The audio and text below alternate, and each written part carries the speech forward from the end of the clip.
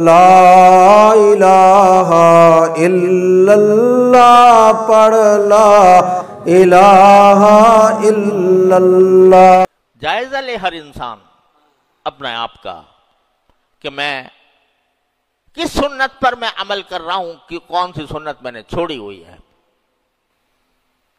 اور اگر چھوڑی ہوئی ہے تو اس کو عزم کر کے اپنی زندگی میں اپنا لے کہ اب آئندہ میری زندگی رسول کریم صلی اللہ علیہ وسلم کی سنت کے مطابق ہوگی۔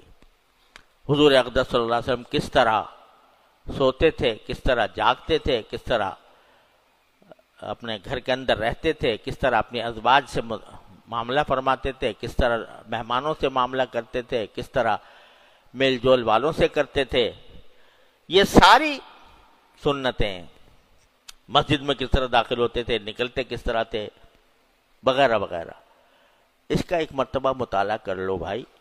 سوئے رسول اکرم صلی اللہ علیہ وسلم میں وہ ساری سنتیں جمع کی ہوئی ہیں، وہ کر کے پھر دیکھیں جائزہ لے کر کہ کون سی سنت مجھ سے چھوٹی ہوئی ہے، اس سنت پر عمل کرنے کی کوشش کر لو۔